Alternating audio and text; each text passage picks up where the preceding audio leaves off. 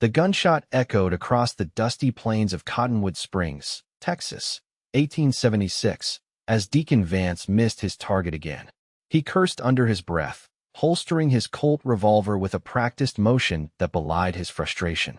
At 32, Deacon had built himself a reputation as one of the most capable ranchers in the county, but his neighbors never tired of reminding him of his one persistent failure: keeping a proper home. "Can't hit that bottle from 20 paces, Vance?" Howard Miller called from his perch on the fence, tobacco juice staining his gray beard.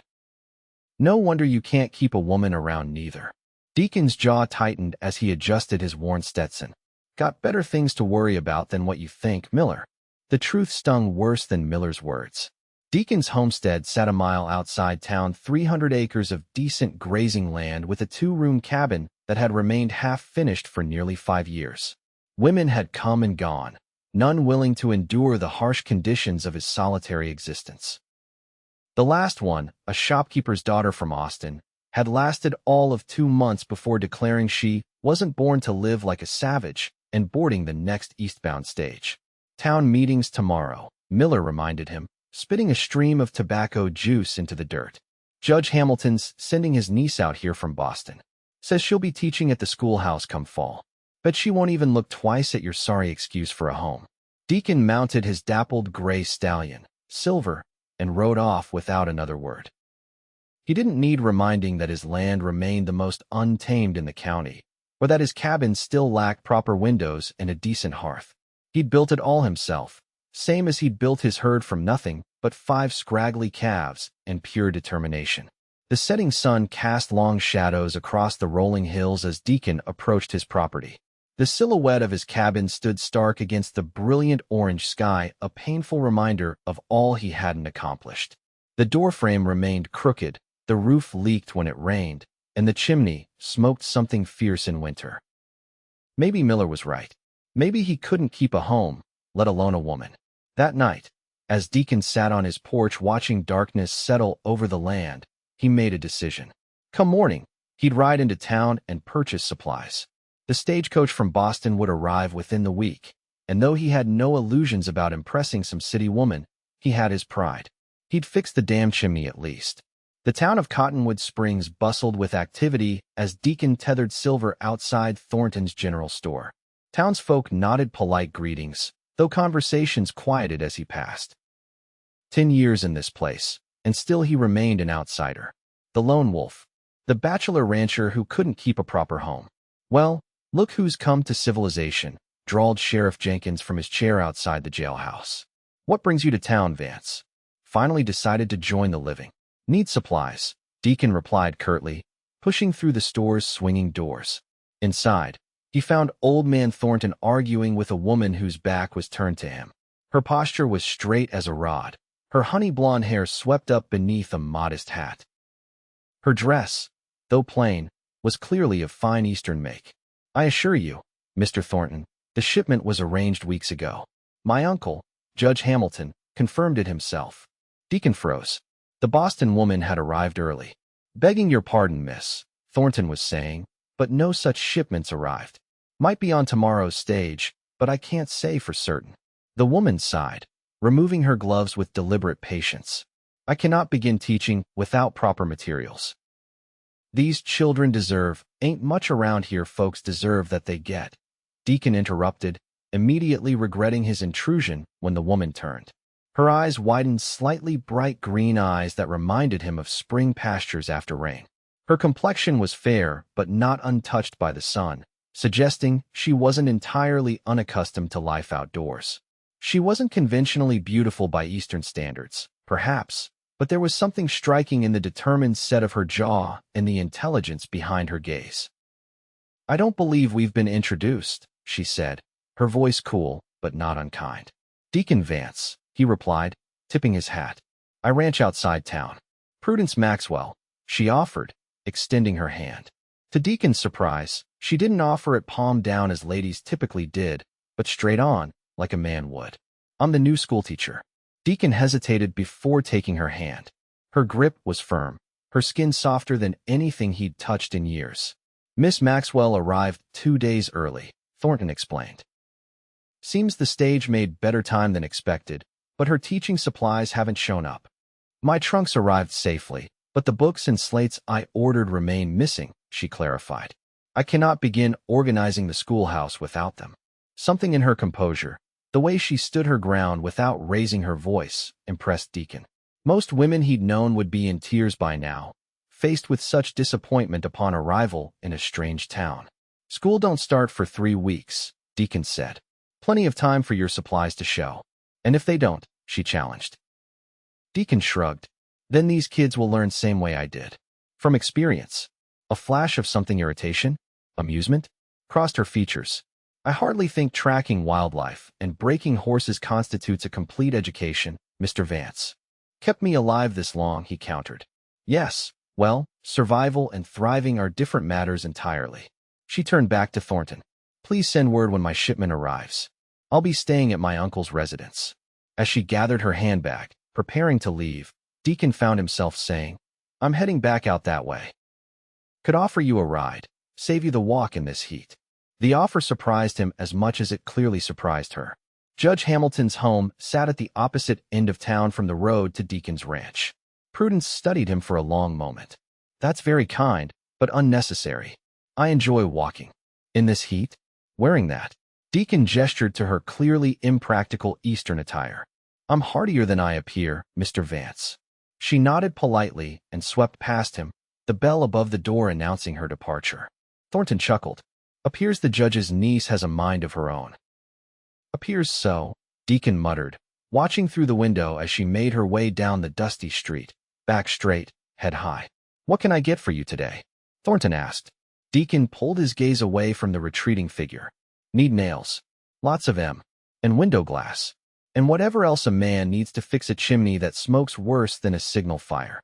Thornton's bushy eyebrows rose nearly to his hairline. Well, I'll be. Finally fixing up that place of yours? What's the occasion? Deacon scowled. No occasion. Just tired of freezing every winter. But as he gathered his supplies, his thoughts kept returning to green eyes and a determined chin. He told himself it was nothing, just the novelty of a new face in their small town. Yet he couldn't help wondering what Prudence Maxwell would make of his humble homestead, and why that suddenly mattered to him at all. The next 3 days saw Deacon working from sunrise to well past sunset. He replaced rotting boards on the cabin's exterior, installed proper glass windows to replace the oiled paper that had served for years, and completely rebuilt the chimney stone by stone. His hands were raw and his back ached, but for the first time in years, his home began to look like something a man might be proud of. On the 4th day, as Deacon was shingling the roof, the sound of approaching hoofbeats made him pause. Visitors were rare out this way. He climbed down, wiping sweat from his brow, and was surprised to see Sheriff Jenkins riding up, with Prudence Maxwell beside him on a chestnut mare. Afternoon, Vance, Jenkins called. Got someone here wants to talk to you. Prudence dismounted gracefully, her riding habit considerably more practical than the dress she'd worn in town. Mr. Vance, she greeted him with a nod. Miss Maxwell, he returned, suddenly conscious of his sweat-soaked shirt and dusty appearance. What brings you out this way?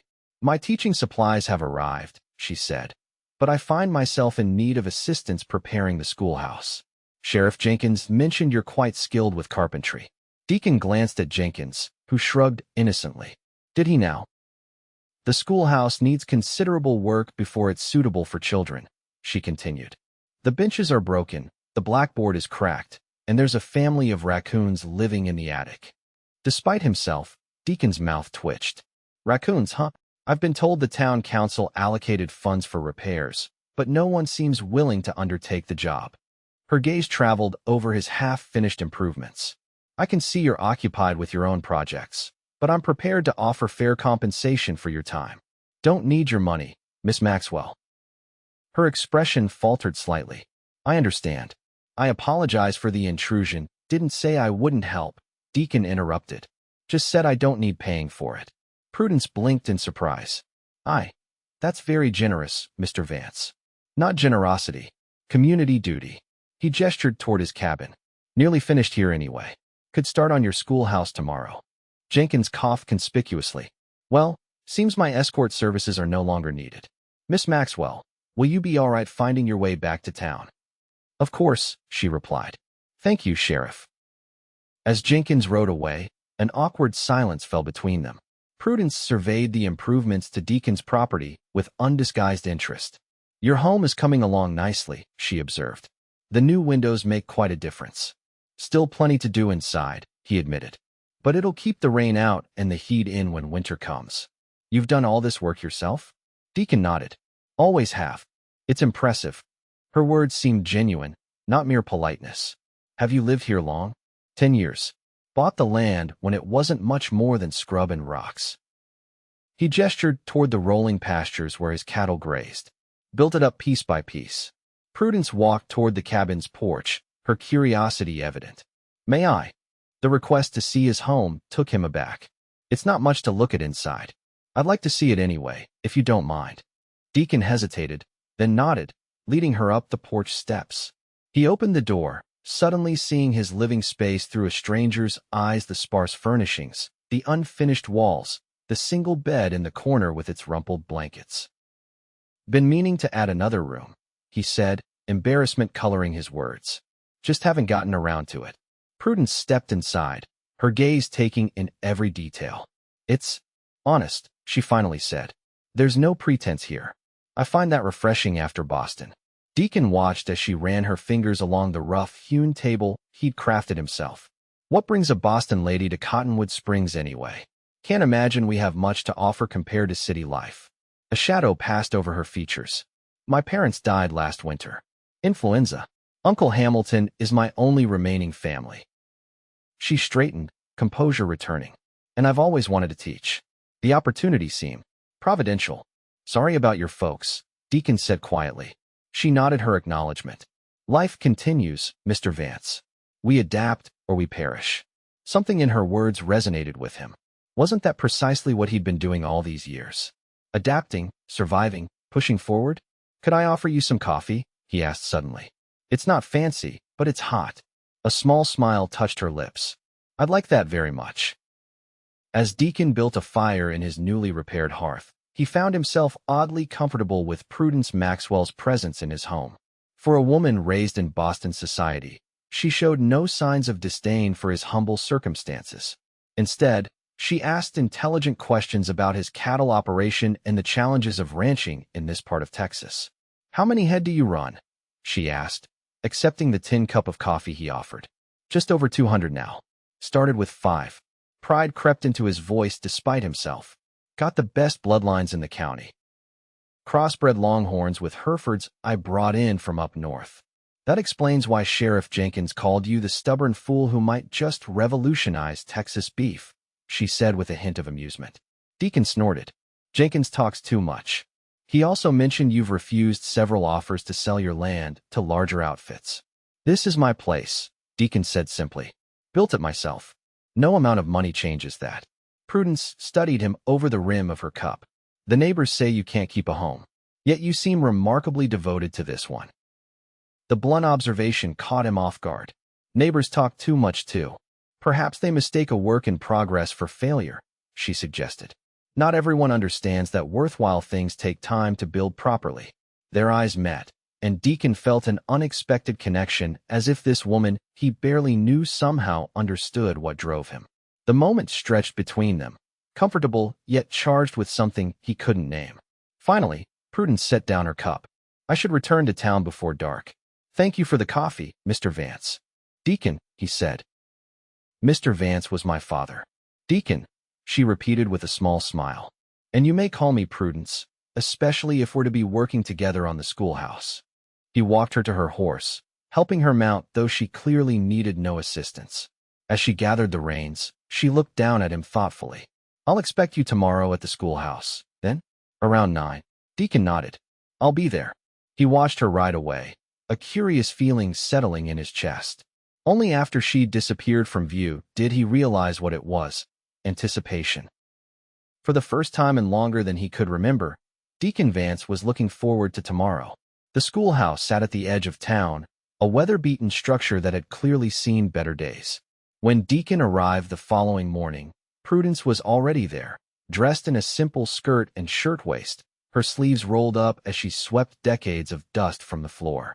She looked up at his entrance, wisps of honey-blonde hair escaping her practical braid. "You came," said I would.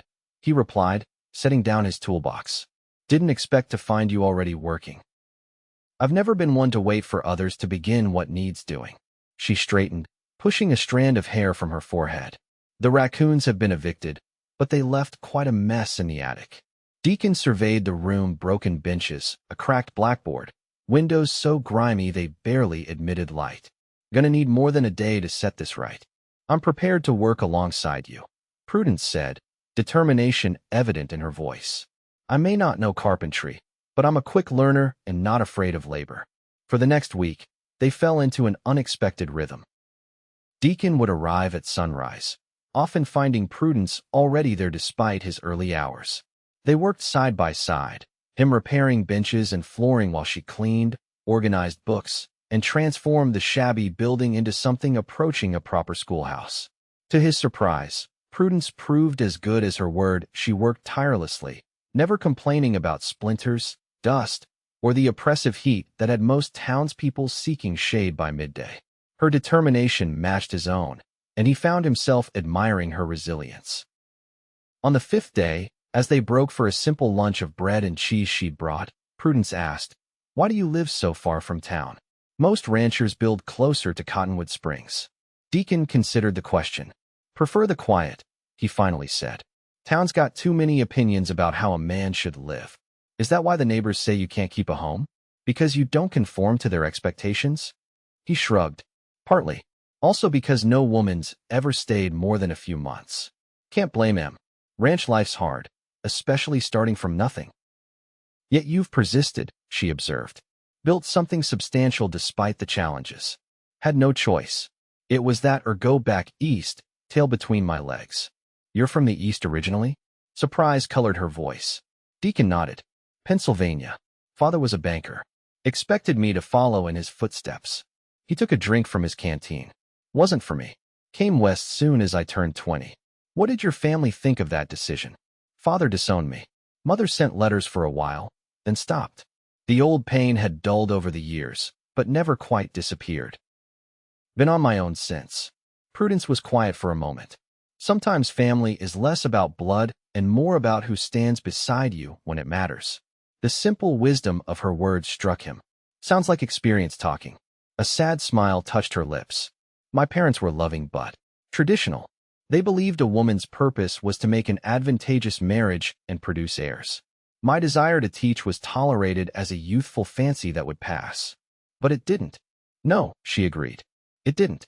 When they died, I realized life is too short to live according to others' expectations." Deacon studied her face, seeing beyond the composed exterior to the determination that drove her. "So you came to the wildest part of Texas to prove a point." Prudence laughed, a genuine, unrestrained sound that transformed her features. "Perhaps. Or perhaps I simply needed to find a place where I could build something of my own, same as you." Their eyes met, and Deacon felt that strange connection again, recognition of a kindred spirit, someone who understood what it meant to forge your own path regardless of what others thought proper. The moment was broken by the arrival of Sheriff Jenkins, who whistled low at the transformation of the schoolhouse. "Well now, you two have been busy. Place hasn't looked this good since it was built." "We still have much to do," Prudence said, rising to her feet. "The roof leaks in 3 places, and the privy is, well, let's say it's not suitable for children." Jenkins chuckled. "Town council's mighty impressed with your progress. Asked me to invite you both to the social on Saturday night. Sort of a welcome for our new teacher and a chance for folks to see what you've accomplished here." Prudence glanced at Deacon. "That's very kind, but we'll be there," Deacon interrupted, surprising himself as much as Prudence. "Least we can do, seeing as the town's paying for materials." After Jenkins departed, Prudence regarded him curiously. "You don't strike me as someone who enjoys social gatherings." "I'm not," he admitted. "But you're new here. Should meet the families of your students. And you'll endure an evening of socializing for my benefit?" Her tone was gently teasing. Deacon returned to the bench he'd been repairing. "Figure I owe you.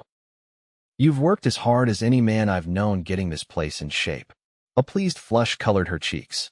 "Well then, I accept your escort to the social, Mr. Vance. Thought we were past Mr. Vance, he reminded her. Her smile warmed something inside him that had been cold for too long. Indeed we are, Deacon.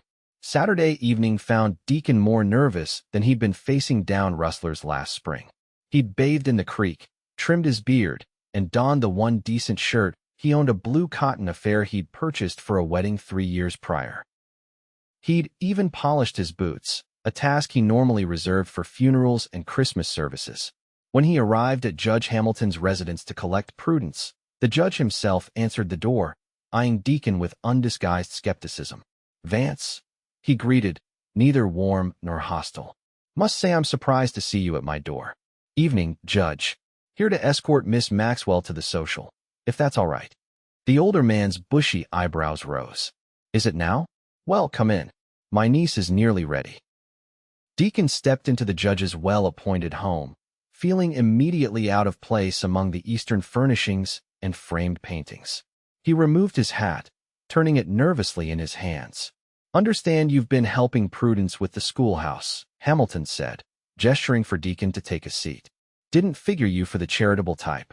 "Just lending a hand where needed," Deacon replied. "Miss Maxwell works harder than most men I know. Deserves some help." The judge studied him thoughtfully.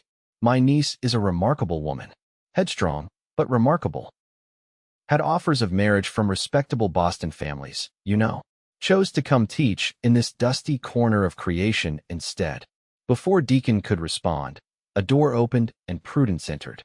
She wore a simple dress of deep green that brought out the color of her eyes, her honey blonde hair arranged in a style more elaborate than her usual practical braid. She wasn't dressed as formally as many of the town ladies would be, but something about the way she carried herself made such comparisons irrelevant. "Deacon," she greeted him warmly. "I hope I haven't kept you waiting." He stood quickly, suddenly lost for words. "No, Madam Prudence. You look—" He cleared his throat. "You look nice." A smile touched her lips. "Thank you. Shall we go?" Judge Hamilton walked them to the door. "Don't keep her out too late, Vance. And mind yourself. This isn't some saloon girl you're escorting." "Uncle," Prudence admonished. "Deacon has been nothing but a gentleman. I won't have you implying otherwise." The judge raised his hands in surrender. "Just doing my duty as your guardian, my dear." Outside, as they walked toward the town hall where the social was being held, Prudence sighed. "I apologize for my uncle. He means well, but he forgets I'm 26, not 16. "No offense taken," Deacon assured her. "He's right to be protective. Town's full of men who'd take advantage of a woman on her own." She glanced at him, a teasing light in her eyes. "And you're not one of them." "Never claimed to be a saint," he replied honestly. "But I was raised to respect women, even if I didn't follow all my father's other teachings." "I believe you," she said softly. "These past days working together have shown me your character more clearly than any words could." Her simple statement of trust affected him more deeply than he'd expected. They walked in comfortable silence until they reached the town hall, already bustling with activity. Music drifted through the open doors, along with the sounds of laughter and conversation. Deacon hesitated at the entrance. It had been years since he'd attended a social function in town. "Could still turn back," he offered. "Take you for a quiet ride instead." Prudence slipped her hand into the crook of his arm. "We've worked too hard on the schoolhouse to miss the chance to show it off. Besides, I need to meet my future students and their parents." She squeezed his arm gently. "Just an hour. Then if you're still uncomfortable, we'll leave." Her touch anchored him somehow, giving him courage he hadn't known he needed. With a nod, he escorted her inside. The town hall had been transformed with lanterns and bunting. Nearly every resident of Cottonwood Springs had turned out, dressed in their Sunday best. Conversations paused briefly as Deacon and Prudence entered, curious glances and whispers following their progress across the room. Miss Maxwell, Mrs. Peterson, the mayor's wife, approached with a wide smile. "We're so delighted you could join us. And Mr. Vance," she added, her surprise evident. "How wonderful to see you at a town function." "Mrs. Peterson," Deacon greeted with a nod. "I understand you've been instrumental in repairing our schoolhouse," Mrs. Peterson continued. "The town council is most appreciative." "Miss Maxwell's done most of the work," Deacon replied. "I just fixed what was broken. And quite expertly, too," Prudence added. We should be ready to welcome students by next week, assuming the roof repairs hold. Marvelous. Mrs. Peterson beamed. Let me introduce you to some of the mothers. They're eager to meet their children's new teacher. As Prudence was led away, throwing an apologetic glance over her shoulder, Deacon found himself alone. He retreated to a quiet corner, watching as Prudence charmed parent after parent with her intelligence and genuine enthusiasm for teaching. She moved through the crowd with natural grace, remembering names, asking thoughtful questions, and making each person feel valued. Didn't expect to see you here, Vance, Sheriff Jenkins said, appearing beside him with 2 glasses of punch. He offered one to Deacon. Not exactly your usual Saturday night entertainment. Deacon accepted the drink. Made a promise. Jenkins followed his gaze to where Prudence stood surrounded by admiring townspeople. She's something special, that one. Half the unmarried men in town are already smitten, and the other half are too intimidated by her education to approach. A flicker of something possessiveness? Jealousy? Passed through Deacon. She didn't come here looking for a husband. Maybe not, Jenkins agreed. But that won't stop folks from speculating, especially seeing you two together. He sipped his punch. Town's already talking. Town always talks, Deacon muttered. Don't make it true. What is true, then? You fixing up your place after all these years, volunteering at the schoolhouse, attending socials. Something's changed. Before Deacon could respond, the band struck up a lively tune, and couples began forming for a dance. Across the room, Prudence extricated herself from a conversation and made her way toward him, her smile brightening as their eyes met. I believe you promised me a dance, Deacon, she said as she reached him. Don't recall making any such promise, he replied, though his mouth twitched with amusement. Then I'm asking now. She held out her hand, a challenge in her eyes. Unless you don't know how. Jenkins chuckled. Better accept, Vance. Ladies called your bluff. With a resigned sigh that didn't match the warmth spreading through his chest, Deacon set down his glass and took Prudence's hand. One dance, he conceded. And I warn you, I haven't done this in years. I'll lead then, she teased, pulling him toward the dance floor. To Deacon's surprise, the steps came back more easily than expected. Prudence was a natural dancer, following his lead with effortless grace. As they moved together, the rest of the room seemed to fade away, leaving just the two of them, hands clasped, bodies moving in harmony to the music. You lied, Prudence accused softly. You dance quite well. Had lessons as a boy, he admitted. Father insisted. Said a gentleman should know how to conduct himself in society. Your father would be proud to see you now. Deacon shook his head. Doubtful. He wanted me in banking, married to a society wife, living in a proper house in town. And what do you want, Deacon Vance? She asked, her eyes searching his. The question caught him off guard. What did he want? For years, he'd focused on survival, on building his ranch, on proving he could make it on his own. He'd never stopped to consider what might lie beyond that. Not sure anymore, he answered honestly. Used to think it was just the land, the cattle, being my own man. And now, their bodies moved closer as the music slowed. He could smell the faint lavender scent of her hair, feel the warmth of her hand in his. Now I'm wondering if there might be more, he said quietly. The dance ended before she could respond, but something had shifted between them, a recognition of possibilities neither had voiced aloud. As they walked back to the edge of the room, Prudence's hand remained in his, a simple touch that felt more significant than words. The remainder of the evening passed in a blur of introductions and conversations. Deacon found himself unexpectedly engaged, listening as Prudence discussed her plans for the school, adding comments about the structural improvements they'd made. The townspeople responded with enthusiasm, several offering additional assistance with furnishings or supplies. By the time they left, Prudence's cheeks were flushed with excitement, her eyes bright. That went better than I dared hope, she said as they walked back toward the judge's house. Did you hear Mrs. Henderson offer to donate books from her personal library? And Mr. Thompson volunteering to build bookshelves? Folks respect what you're trying to do, Deacon said. Never seen the town rally like this before.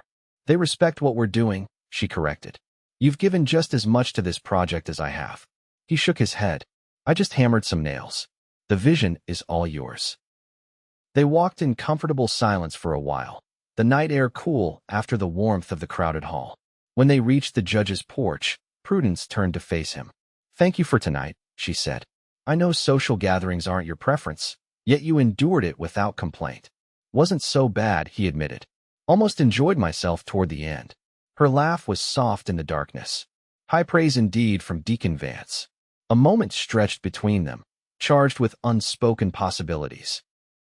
Deacon found himself wanting to reach for her, to draw her closer, but uncertainty held him back. "Will I see you at the schoolhouse tomorrow?" she asked. "There's still the matter of the leaking roof." "I'll be there," he promised. Prudence hesitated, then stepped forward and placed a gentle kiss on his cheek. "Good night, Deacon."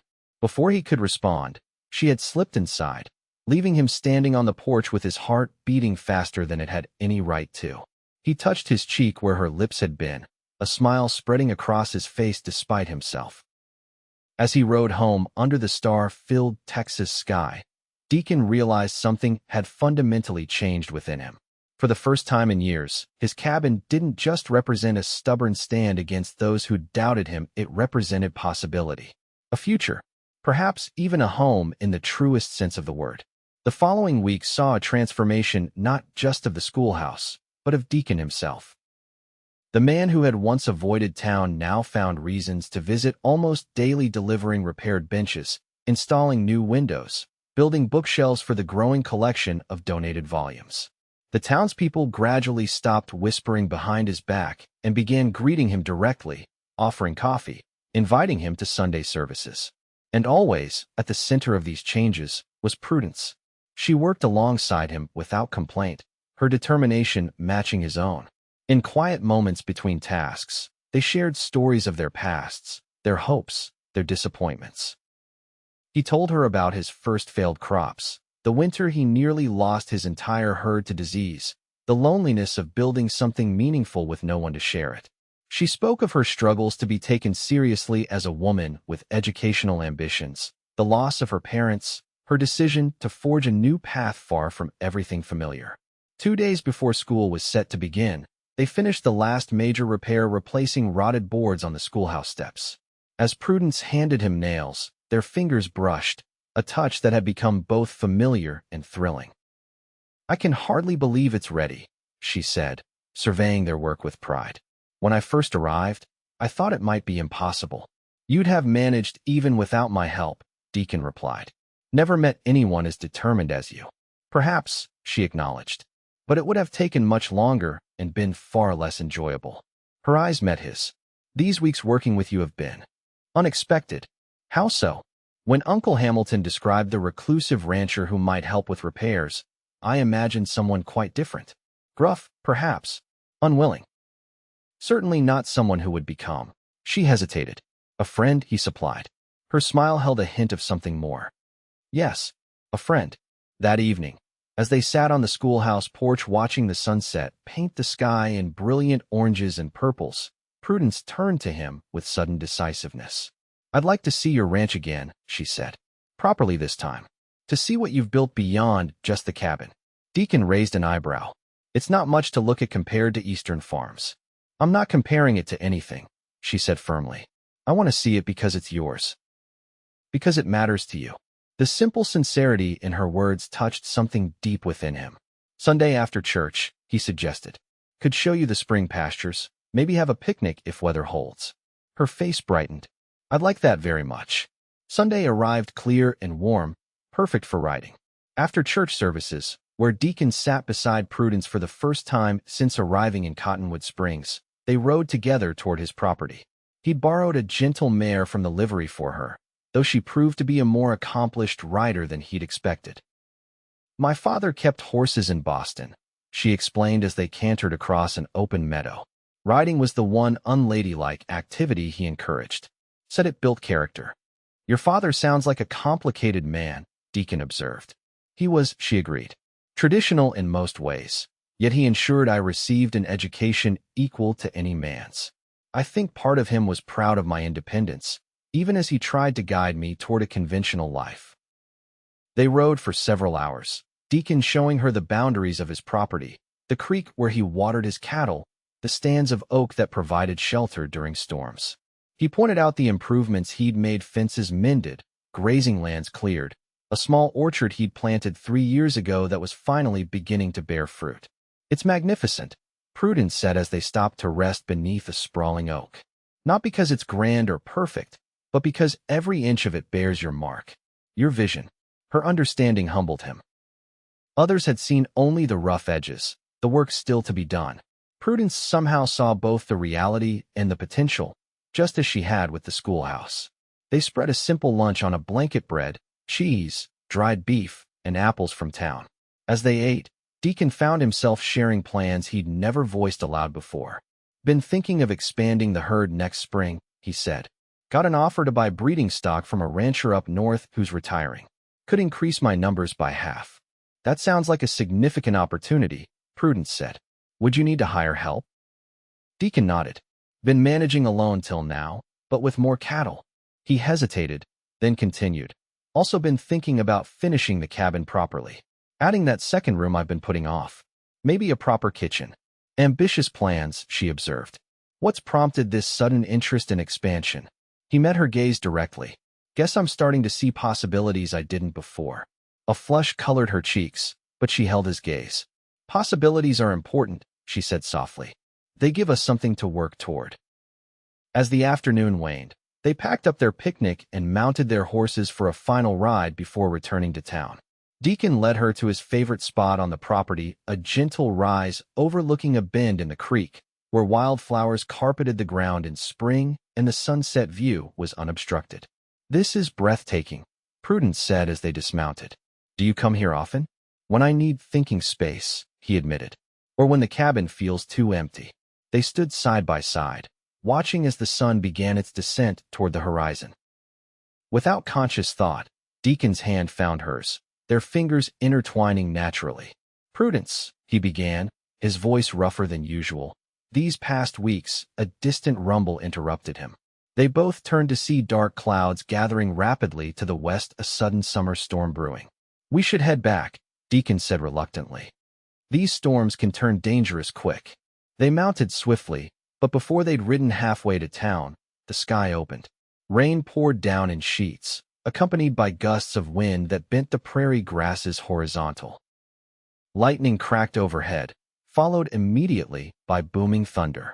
"My cabin's closer," Deacon shouted over the storm. "Follow me." They urged their horses to a gallop, racing against the worsening conditions. By the time they reached Deacon's property, they were both soaked to the skin, their horses nervous from the thunder. Inside the cabin, Deacon quickly built a fire in the hearth while Prudence tended to the horses in the small stable adjacent to the house. When she returned, she was shivering despite her efforts to appear composed. "You need dry clothes," Deacon said, rummaging through his trunk. He pulled out a clean shirt and pair of trousers. "Not exactly proper ladies' wear, but they're dry." "Thank you," she said, teeth chattering slightly. "I'm not particularly concerned with propriety at the moment." Deacon turned his back as she changed behind a blanket he'd hung for privacy. The storm raged outside, rain lashing against the new windows, but inside, the fire cast a warm glow throughout the small space. "You can turn around now," Prudence said after a few minutes. She stood by the fire, his clothes comically large on her smaller frame. She'd rolled up the sleeves and pant legs, and her wet hair hung loose around her shoulders, beginning to curl as it dried. Something about seeing her there, in his clothes, in his home, struck Deacon with unexpected force. "I've hung my things to dry," she said, gesturing to where her dress and petticoats were arranged near the hearth. "I hope that's all right." "Of course," he managed, forcing himself to look away. "Should make some coffee. Warm you up." As he busied himself with the coffee pot, Prudence settled on the bench near the fire. "Your roof doesn't leak anymore," she observed. The repairs were successful. "Fixed most of what needed fixing," he agreed. "Still work to do, but it's coming along." They fell into comfortable conversation as they sipped their coffee, the storm continuing unabated outside. As evening approached, it became clear that returning to town before nightfall would be impossible. "I should ride back once the rain eases," Prudence said, though she made no move to check her clothes. "Uncle Hamilton will be worried. Roads will be washed out," Deacon pointed out. "Too dangerous, especially in the dark." He hesitated before adding, "You can take the bed. I'll sleep by the fire." Prudence studied him, her expression unreadable. What will people say? The schoolteacher's spending the night alone with the bachelor rancher. They'll talk, he acknowledged. They always do. Question is whether their talk matters to you. She was quiet for a long moment, watching the flames dance in the hearth. It should matter, she finally said. A teacher's reputation is her most valuable asset. And yet, he prompted when she didn't continue. Prudence met his gaze directly. And yet I find myself caring less about others' opinions than I once did. Perhaps that's your influence. A smile tugged at his lips. Been accused of being a bad influence before. I wouldn't call it bad, she countered. Just clarifying. These weeks with you have reminded me what's truly important. She gestured around the cabin. You've built this place according to your own vision, not others' expectations. There's freedom in that. Freedom, yes, he agreed. But loneliness too, sometimes. Their eyes met across the small space, and something shifted between them, a boundary crossed, a truth acknowledged. It doesn't have to be lonely, Prudence said softly. Deacon crossed to where she sat, kneeling before her. Slowly, giving her every chance to pull away, he reached up to touch her face, his calloused fingers gentle against her skin. Prudence, he said, her name like a prayer on his lips. I never expected you. Never thought someone like you would see anything worthwhile in someone like me. She leaned into his touch. And I never expected to find a man who would truly see me beyond my education or family connections. Her hand covered his. You've never once suggested I should be anything other than exactly who I am. Because who you are is. He searched for the right words. Remarkable. Strong. The most alive person I've ever known. The kiss that followed felt inevitable, as natural as sunrise. Her lips were soft beneath his, her hands moving to his shoulders as he drew her closer. The storm raged outside, but within the cabin, something new and precious bloomed, a connection neither had been looking for, but both had somehow found. When they finally parted, Deacon rested his forehead against hers. Been wanting to do that since the social, he confessed. Only since then, she teased, her fingers tracing the line of his jaw. I've been wondering what it would be like since you offered me coffee that first day. He laughed, a sound of pure joy that surprised even him. Should have offered sooner. That night, Deacon did sleep by the fire as promised, though they talked late into the night, sharing dreams and fears they'd never voiced to another soul. When morning came, bringing clear skies and birdsong, something fundamental had changed between them, a commitment not yet spoken aloud but understood nonetheless. As Prudence prepared to return to town, now dressed in her own clothes dried by the fire, she paused at the door. School begins tomorrow, she said. Will you come? For the opening? Wouldn't miss it, he promised. Built half those benches myself. Her smile warmed him from within. And after? Will you still visit the schoolhouse once there's nothing left to repair? Deacon took her hand, bringing it to his lips. Reckon I'll find reasons to visit. Got a particular interest in education these days. The following weeks saw Cottonwood Springs buzzing with gossip as Deacon Vance became a regular visitor to the schoolhouse. He would arrive after classes ended, sometimes bringing fresh apples from his small orchard or a book he thought the students might enjoy. The children quickly grew accustomed to the quiet rancher who listened intently to their lessons and occasionally demonstrated practical applications of the mathematics Prudence taught. Judge Hamilton observed these developments with mixed emotions, concern for his niece's reputation warring with recognition of her obvious happiness. After a particularly animated dinner during which Prudence spoke at length about Deacon's plans to host the students for a nature study on his property, the judge cleared his throat. Prudence, my dear, he began carefully, while I appreciate Mr. Vance's contributions to your teaching, I must express some concern about the frequency of your association. Prudence set down her fork. Uncle, I'm 26 years old. Hardly a naive girl requiring protection. Nevertheless, you are under my roof and my care, Hamilton persisted. Your parents entrusted me with your welfare. People are talking. People always talk, she said, echoing Deacon's words from weeks before. That doesn't make their opinions relevant to my life. The judge studied her for a long moment. You care for him a great deal, don't you? I do, she admitted without hesitation. More than I thought possible in such a short time. And his intentions? Has he spoken of those? Prudence met her uncle's gaze steadily. Not in the formal way you're suggesting, but yes, we've discussed a future. He's expanding his ranch, improving his home. She smiled softly. Building something lasting, as am I with the school. Hamilton sighed, resignation mingling with reluctant approval. He's a good man, your Deacon Vance. Unconventional, stubborn as a mule, but honest. That counts for something in this world. It counts for everything, Prudence corrected gently. The next morning, as Deacon delivered a repaired desk to the schoolhouse, he found not Prudence, but Judge Hamilton waiting for him. Judge, he greeted cautiously. Something wrong. That depends on your perspective, Vance, Hamilton replied. Walk with me a moment. They stepped outside, moving away from the curious ears of students. My niece seems to have developed quite an attachment to you. The judge began without preamble. An attachment I believe you reciprocate. Deacon straightened. I do. And your intentions? Honorable, Deacon said firmly. Been meaning to speak with you about that. Hamilton raised an eyebrow. Have you now? Yes, sir. I love your niece. Want to marry her, if she'll have me. The simple declaration hung in the air between them. Hamilton studied the younger man's face, finding nothing but sincere determination there. She could have married well in Boston, the judge reminded him. Had a life of comfort, society, privilege. Yes, sir. Know that better than most. Yet she chose to come here, to teach, to forge her own path. A grudging smile touched Hamilton's lips. Rather like someone else I know. Deacon waited, saying nothing. My niece has never been one to follow convention, Hamilton continued. Perhaps that's why you suit each other so well. He sighed. You have my blessing, Vance, for whatever that's worth. But remember this, Prudence is not a woman to be constrained or directed. She has her own mind, her own purpose. Wouldn't want her any other way, Deacon assured him. That evening, as the autumn sun cast long shadows across the land, Deacon took Prudence to the hilltop overlooking the creek. He'd prepared the spot carefully, a blanket spread on the ground, a simple picnic, wildflowers gathered from along the way. What's the occasion? Prudence asked as they settled on the blanket. Been thinking, Deacon began, uncharacteristically nervous. About possibilities. About the future. Have you?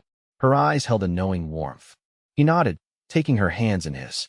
When I came to Texas, all I wanted was land of my own. Freedom to build something that was mine alone. His thumbs traced circles on her palms. Never thought beyond that. Never imagined I might want more. And now, she prompted gently. Now I can't imagine this land, this life, without you in it. He met her gaze directly. Neighbors always said I couldn't keep a home. Maybe they were right. Maybe what I built wasn't really a home at all, just a place to exist. Prudence squeezed his hands. Deacon, let me finish, he said softly. Because what I've realized, Prudence, is that home isn't just about walls and a roof. It's about having someone to share it with.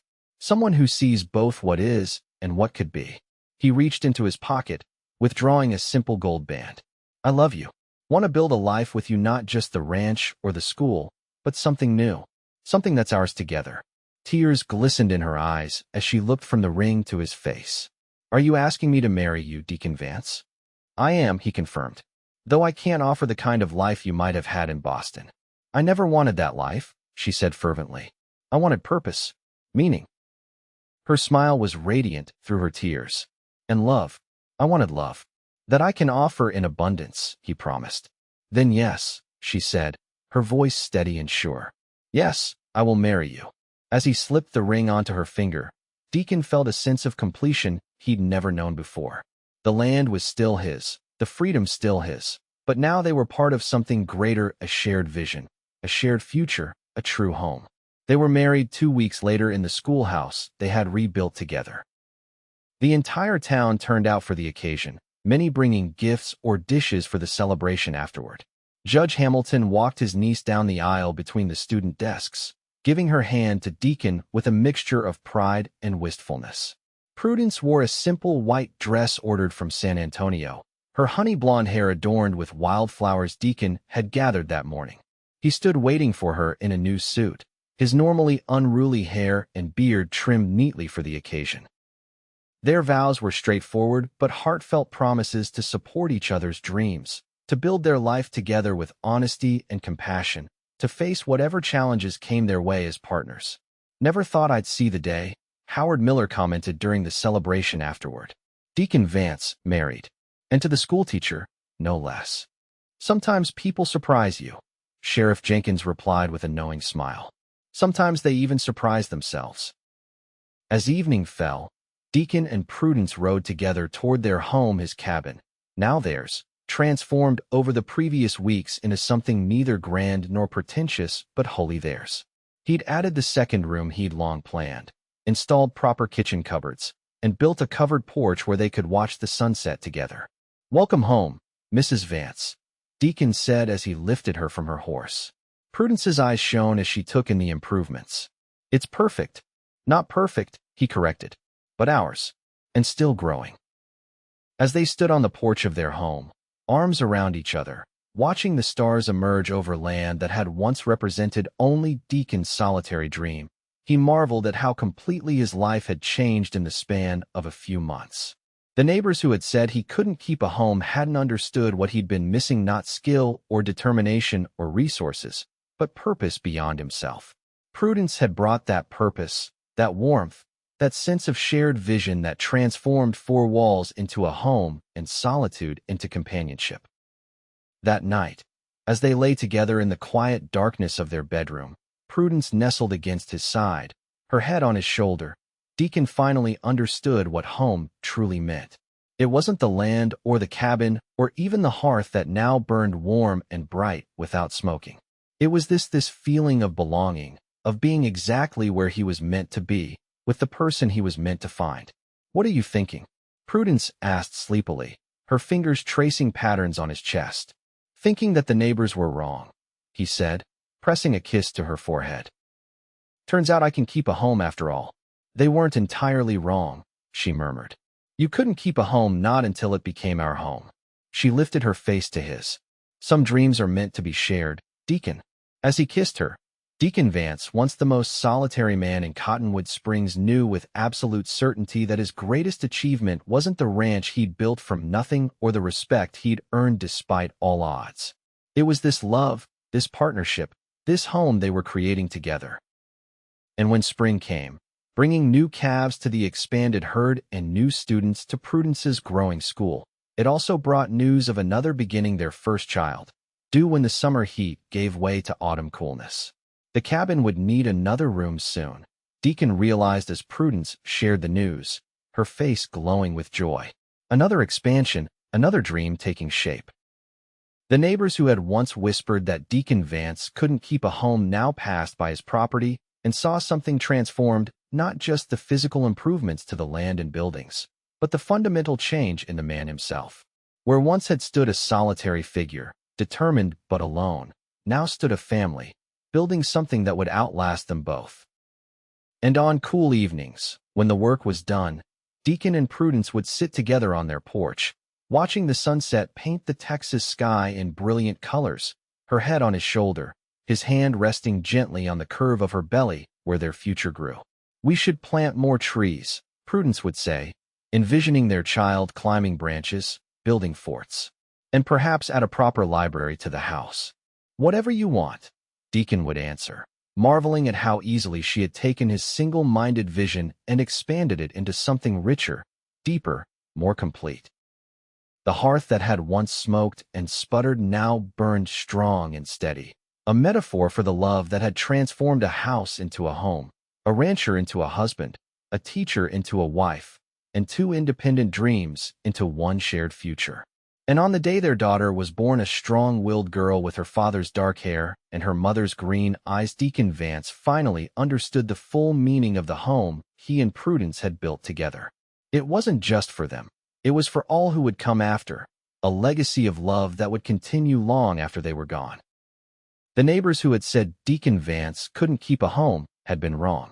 The woman who had lit his hearth had indeed stayed forever, bringing warmth not just to his cabin, but to his heart, transforming a solitary existence into a life rich with purpose, companionship, and love. And that, Deacon knew as he held his wife and daughter in the home they had created together, was the greatest achievement any man could hope for, not wealth or status or even independence, but the abiding joy of a hearth kept warm by love that would endure through all seasons.